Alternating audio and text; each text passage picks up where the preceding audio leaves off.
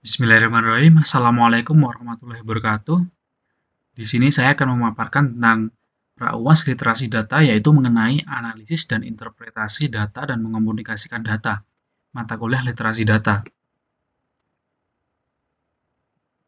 Sebelumnya, perkenalkan nama saya Helmi Falah Hidayat dengan NIM 110120415 pada kelas TT43 gabungan 05 dan 06. Saya akan menjelaskan tentang daftar isi dari PPT ini, yaitu yang pertama, pendefinisian pertanyaan riset, yang kedua, identifikasi data, yang ketiga, pengumpulan data, yang keempat, evaluasi kualitas data, yang kelima, visualisasi data, yang keenam, uji statistik, yang ketujuh, hasil dan kesimpulan, dan yang terakhir, diskusi. Poin yang pertama yang perlu kita bahas yaitu pendefinisian pertanyaan riset. Dalam pendefinisian pertanyaan riset, saya mengangkat masalah tentang pengaruh makanan McDonald terhadap kadar kolesterol dalam tubuh seseorang.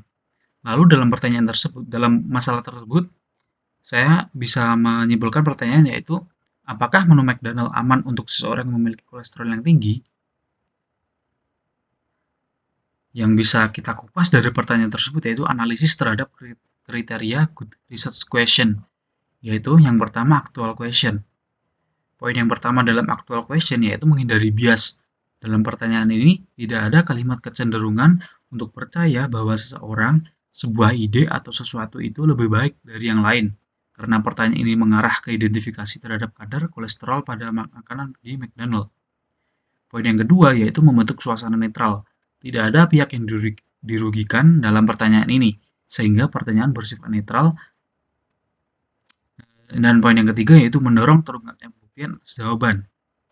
Karena yang dipertanyakan di sini adalah apakah aman menu McDonald untuk seseorang yang memiliki kolesterol, maka di sini saya membutuhkan data tentang kadar kolesterol pada menu McDonald. Lalu poin yang kedua adalah pertanyaan terbuka. Untuk menjawab pertanyaan ini, diperlukan data kadar kolesterol pada menu McDonald yang telah saya kutip dari kaggle.com. Dan saya rasa jawabannya tidak langsung ditemukan dengan mudah, harus melakukan analisis terlebih dahulu. Lalu poin yang ketiga adalah berdasarkan studi pendahuluan. Riset sebelumnya dianggap menjadi penyebab obesitas dan berujung pada kadar kolesterol yang tinggi. Banyak orang yang menghindari makanan junk food, seperti salah satunya yaitu McDonald. Yang ketiga yaitu seimbang. Pertanyaan ini menggunakan kata tanya apakah. Jadi jawaban yang hasilkan tidak terlalu sederhana juga tidak terlalu kompleks. Lalu poin pembahasan kita yang selanjutnya yaitu identifikasi data. Poin yang pertama adalah identifikasi data yaitu populasi. Di dalam populasi dibedakan menjadi dua, yaitu berdasarkan keadaan dan berdasarkan ukuran. Berdasarkan keadaan, dalam pertanyaan saya termasuk dalam populasi heterogen, karena unsur-unsur dari data mempunyai nilai yang berbeda antara satu dengan yang lain. Lalu berdasarkan ukuran, termasuk ke dalam populasi terhingga, karena anggota populasi sebatas banyaknya menu yang ada pada McDonald. Lalu yang kedua yaitu sampel. Sampel yang saya gunakan merupakan sebagian menu McDonald, karena sudah cukup terjawab atau terwakili dengan hanya menggunakan sebagian menu saja. Selain itu, jika saya menggunakan semua menu, maka akan mempersulit dalam melakukan perhitungan matematis. Poin yang ketiga yaitu variabel. Dalam pertanyaan saya terdapat dua variabel yang saya temukan, yaitu menu makanan dan persentase kadar kolesterol. Dalam menu makanan termasuk ke dalam variabel kualitatif dan variabel diskrit. Pada variabel persentase kadar kolesterol termasuk ke dalam variabel kuantitatif dan variabel kontinu. Lalu yang terakhir pada identifikasi data yaitu skala. Seperti pada variabel, di sini ada dua variabel yaitu menu makanan termasuk ke dalam skala nominal dan persentase kadar kolesterol termasuk ke dalam skala ordinal. Lalu poin yang ketiga yang perlu kita bahas yaitu pengumpulan data. Metode pengumpulan data yang saya perlukan dalam research question saya adalah dengan menggunakan metode observasi, karena tidak ada campur tangan dari peneliti dalam proses observasi. Observasi dapat dilakukan tanpa perlu dilakukan dengan perancangan survei ataupun pelaksanaan eksperimen. Adapun langkah-langkah pengumpulan data, yaitu yang pertama menentukan tujuan dari observasi. Tujuan observasi dari pertanyaan yang saya buat adalah agar saya dapat mengetahui persentase kadar kolesterol yang ada pada setiap menu makanan McDonald. Kadar kolesterol ini yang dapat menentukan apakah makanan tersebut aman dikonsumsi oleh penderita kolesterol yang tinggi atau tidak. Masuk ke dalam langkah yang kedua, yaitu mengidentifikasi variabel yang ingin diketahui. Variabel yang dibutuhkan yaitu menu makanan, yang kedua yaitu persentase kadar kolesterol. Langkah yang ketiga yaitu menentukan rancangan observasi yang sesuai. Pada observasi ini, saya menggunakan simple random sampling pada menu yang ada pada McDonald, karena semua anggota memiliki peluang yang sama untuk dipilih. Masuk langkah yang ketiga yaitu menentukan rancangan observasi yang sesuai. Teknik pengambilan sampel yang saya gunakan tadi, sampel random sampling, yaitu yang pertama menentukan populasi. Objek yang saya amati di sini adalah menu makanan yang ada di McDonald. Yang kedua, mencari data akurat unit populasi. Data yang akan kami ambil untuk objek observasi adalah nama menu makanan dan persentase kadar kolesterol. Yang ketiga yaitu memilih sampel yang representatif. Yang terakhir yaitu menentukan jumlah sampel yang memadai. Jumlah sampel yang akan kami ambil adalah sejumlah 49 menu makanan. Nah, di sini merupakan menu makanan dalam McDonald yang akan saya teliti atau saya cari kadar kolesterolnya. Saya teliti kadar kolesterolnya dan sebanyak 49 menu. Masuk ke dalam mengumpulkan data, yaitu dari data tersebut saya mendapatkan persentase kadar kolesterol, yaitu sebanyak ini yang kita bisa lihat dalam PowerPoint. Sebanyak 49 menu didapatkan persentase kadar kolesterol mulai dari 0%, 2%, 5%, 7%, dan selanjutnya sampai selesai. Ini adalah kelanjutan dari yang tadi, mengumpulkan data dan menu makanan dan persentase kadar kolesterol yang kanan. Lalu dalam metode pengumpulan data, ada pun yaitu variabel data beserta klasifikasinya. Yang pertama, berdasarkan sumber data. Berdasarkan sumber data, dalam variabel menu makanan termasuk data sekunder, dan dalam variabel persentase kadar kolesterol termasuk data sekunder juga. Yang kedua, berdasarkan implisit dan eksplisitnya data. Dalam variabel menu makanan termasuk data tidak terstruktur, dan persentase kadar kolesterol termasuk data terstruktur. Lalu masuk ke dalam poin pembahasan yang keempat berarti. Keempat yaitu evaluasi kualitas data. Dalam evaluasi kualitas data terdapat komplit yang pertama, yaitu dalam pembahasan ini, apakah saya memiliki semua data yang saya butuhkan untuk menjawab pertanyaan saya? Jawabannya adalah ya, karena saya membutuhkan dua variabel dalam menjawab pertanyaan saya, yaitu menu makanan dan variabel persentase kadar kolesterol setiap menu makanan pada sampel yang sudah saya cantumkan di atas. Kelengkapan jumlah record. Apakah sebenarnya Anda memiliki semua rekor untuk pertanyaan yang saya ajukan? Ya, saya memiliki semua variabel untuk menjawab pertanyaan yang telah saya buat sebelumnya. Pastikan jumlah data yang dimiliki sesuai dengan data di sistem lainnya. Nah, lalu, data yang saya cantumkan di sini merupakan data sampel, di mana pada data sampel memiliki peluang yang sama untuk dipilih. Saya tadi menggunakan sampel random sampling di mana saya menggunakan data sampel, yaitu 49 data yang saya gunakan. Lalu dalam evaluasi terdapat koheren. Yang pertama referential integrity, yang kedua value integrity. Terdapat pengecekan pada kolom menu makanan dan data persentase kadar kolesterol agar tidak terjadi kesalahan atau pertukaran data yang berdampak ketidakvalidan data itu sendiri. Yang kedua, value integrity. Apakah nilai yang disimpan konsisten secara internal? Ya, karena persentase kadar kolesterol sudah sesuai dengan menu makanan.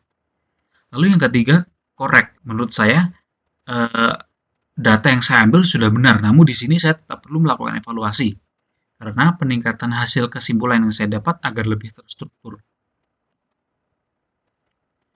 Poin yang terakhir dalam evaluasi kualitas data adalah accountability.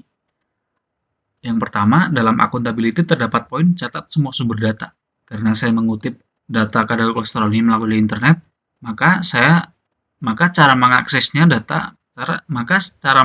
datanya cukup dengan mengakses website kagel.com di Google. Maka di situ ada banyak data dan salah satunya data kandungan menu makanan pada McDonald yang saya gunakan ini. Lalu yang kedua, simpan semuanya. Data asli sesuai dengan data yang sudah saya cantumkan pada laporan ini. Dalam laporan ini merupakan data asli ya. Lalu, 3. Melakukan audit mandiri. Setiap data tidak mengalami perubahan atau modifikasi tanpa rencana atau berubah untuk tujuan tertentu yang tidak sesuai, kecuali pihak McDonald mengubah resep yang sudah ditetapkan sebelumnya. Tentunya kadar kolesterol makanan tersebut akan mengalami perubahan jika pihak McDonald mengubah resep. Lalu yang keempat, telusuri akses terhadap data. Yang dapat mengakses data ini adalah semua orang yang terkoneksi internet. Dalam visualisasi data lalu kita masuk ke dalam poin pembahasan visualisasi data, di mana dalam visualisasi data terdapat metode grafis. Dalam data kadar kolesterol pada setiap menu McDonald, saya dapat menghimpun 49 menu McDonald beserta persentase kadar kolesterol, di mana data ini terdapat pada website kagel.com. Ini lanjutan yang tadi data. Nah, dalam data tersebut saya bisa menggambarkan sebuah diagram, yaitu pada PowerPoint ini saya dapat menggambarkan diagram balok, yaitu diagram balok menu makanan McDonald terhadap kolesterol, persentase kolesterol. Lalu ukuran pemusatan data. Dalam ukuran pemusatan data ini terdapat pada visualisasi data, yaitu yang pertama mode.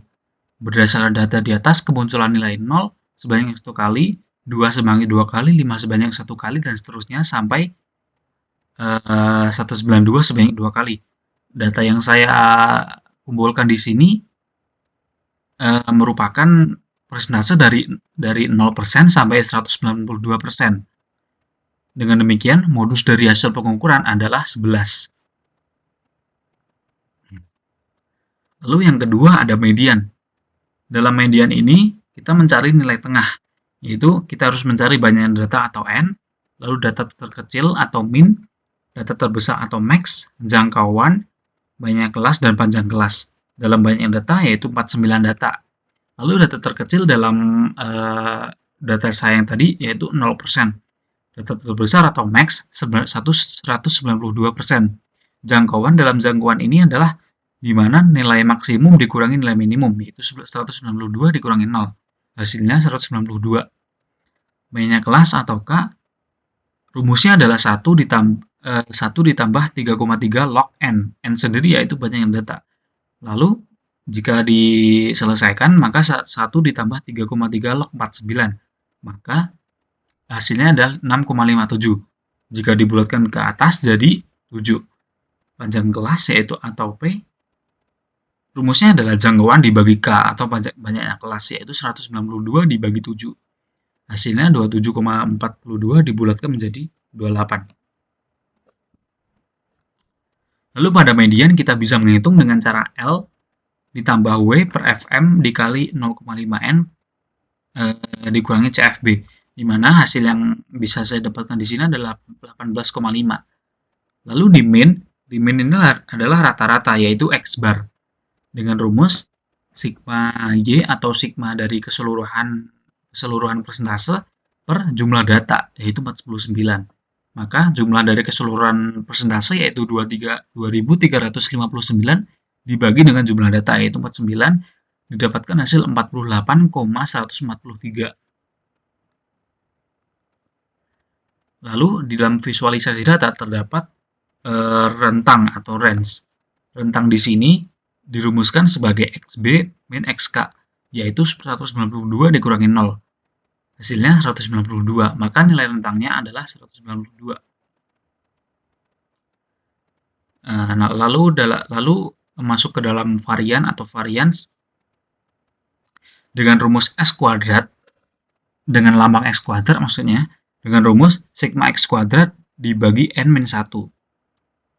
Lalu sigma X kuadrat sendiri yaitu sigma dalam kurung X dikurangi X bar atau dikurangi dengan rata-rata kuadrat.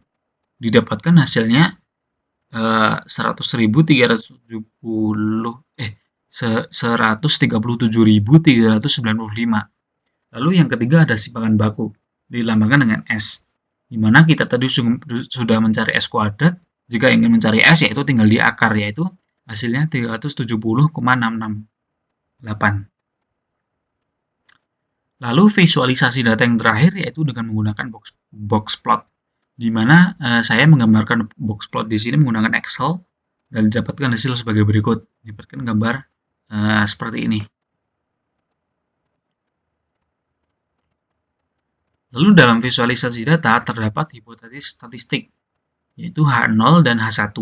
H0 sendiri yaitu P sama dengan 90, kadar kolesterol lebih baik, dan P tidak sama dengan 90. 90 di sini saya menganalogikan sebagai jika di bawah 90, data lebih baik. Jika di atas 90, data kurang baik. Bukan data yang kurang baik, yaitu persentase kolesterol kurang baik. Lalu saya menggunakan taraf signifikansi menggunakan uji Z, di mana H0 tadi dan H1 sudah saya tentukan. Alpha sebanyak 5%, N sebanyak 49 data. Lalu X bar yaitu rata-rata yaitu 48,143, dan omega di sini yaitu 137.395. Lalu selanjutnya yaitu statistik uji dengan cara Z sama dengan X bar dikurangi mu per omega dibagi akar N. Didapatkan hasil 2,45. Lalu keputusannya adalah menerima H0 pada alfa 5%. Dan kesimpulannya itu tidak cukup bukti bahwa rata-rata bukan 90. Maka 90 di sini bukan rata-ratanya. Nah, dalam uji statistik di sini